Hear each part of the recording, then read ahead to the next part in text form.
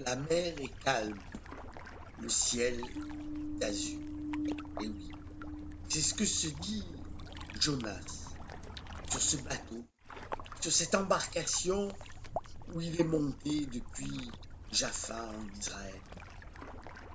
Et il s'est dit, je vais partir pour Tarragona en Espagne, loin, loin de Ninive, où Dieu m'a dit d'aller pour une chose, j'ose même pas vous en parler tellement c'est incroyable. Il veut que j'aille à Ninive pour leur dire d'arrêter leurs bêtises afin de les sauver.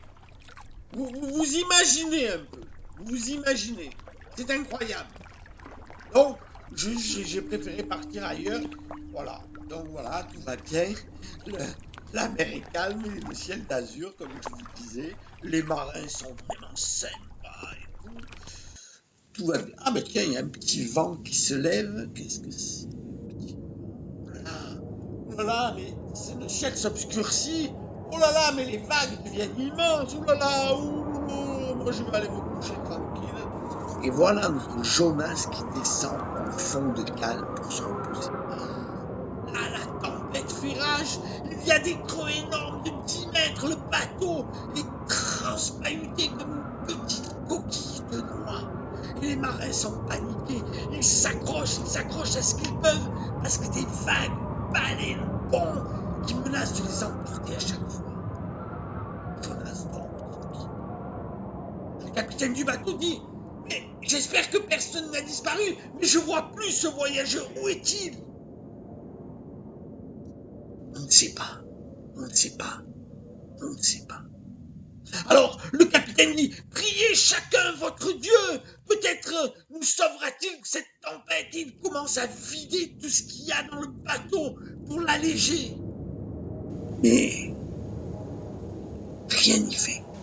La tempête semble encore plus se déchaîner.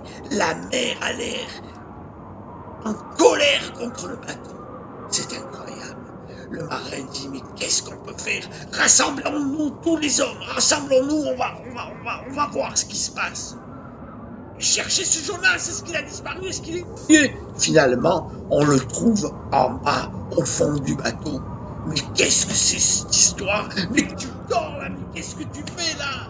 Et d'où tu viens? Qui es-tu? Ne peux-tu pas prier ton Dieu aussi pour voir s'il nous sauvera? Les marins dirent: bon ben, on va tirer au sort pour savoir qui est celui qui nous attire ce malheur. Et ils tirent au sort. Et le sort tombe sur Jonas.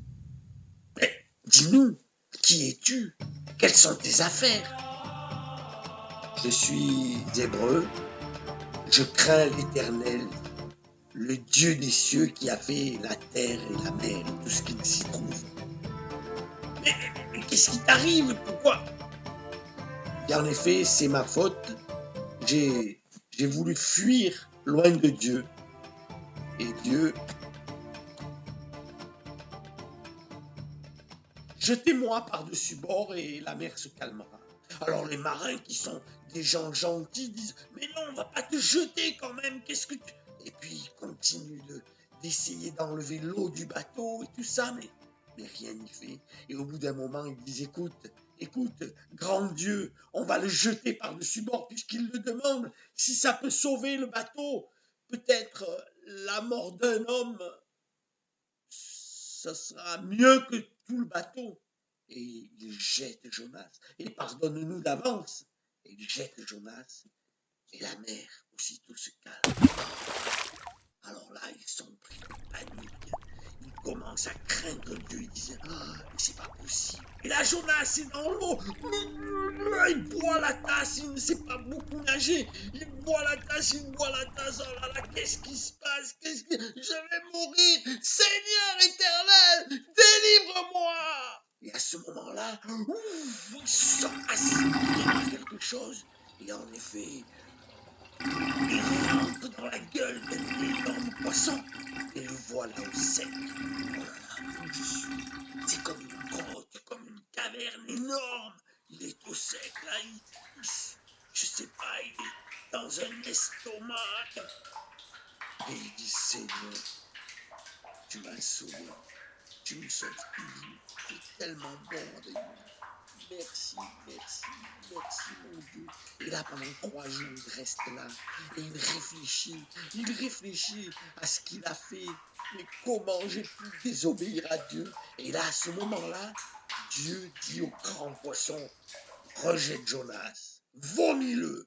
Et le poisson vomit Jonas qui arrive sur une plage. Et là, Dieu lui dit encore, écoute Jonas, maintenant va à Ninive et dis-leur d'arrêter leurs mauvaises actions. Ninive est une très très grande ville, 3 jours de marche pour la traverser. Alors Jonas commence une première journée. Arrêtez parce que dans 40 jours, Dieu va détruire la ville. Détournez-vous de vos mauvaises voies. Je vous le dis. Arrêtez, je vous avertis. Dieu m'a dit de vous le dire. Pendant la première journée, Jonas dit ça. Et là, les gens le croient tout de suite. Ils disent, oulala, mais c'est vrai, il faut qu'on arrête de voler, de tuer, de tricher, de mentir. Oui, on va se détourner de nos mauvaises voies. On va jeûner, on va prier, on va revenir à Dieu de tout notre cœur. Et là, Dieu dit, c'est bien, je vais sauver cette ville. Et Jonas dit, tu vois, j'en étais sûr que tu allais sauver ces misérables, ces mauvais. Alors Dieu lui dit, mais pourquoi tu t'énerves comme ça? Il n'y a pas à s'énerver comme ça, Jonas. Mais Jonas est capricieux. Est-ce que vous connaissez l'histoire de Pinocchio? L'histoire de Pinocchio, elle est tirée de cette histoire de Jonas. Pinocchio était un enfant qui est devenu un enfant parce que c'était une marionnette, mais c'était un enfant capricieux. Et Jonas est capricieux. Il va se retirer dans une cabane et là, Dieu va lui donner une leçon. Il fait pousser un petit arbre devant la cabane de Jonas. Ah, Jonas est émerveillé. Oh, il dit, ça va me faire de l'ombre, c'est super et tout. Et le lendemain, Dieu va faire sécher cette plante. Oh là là, cette plante, moi je l'aimais tant, cette plante, et maintenant elle est morte. Oh là là là là là là. Et Dieu lui dit, mais tu as pitié d'une plante comme ça? Et tu veux que moi, j'ai pas pitié de tous ces hommes, de toutes ces femmes, de tous ces enfants, de tous ces animaux qui étaient à Ninive? J'en ai eu pitié, et c'est bien normal. Je suis Dieu, et j'aime les hommes.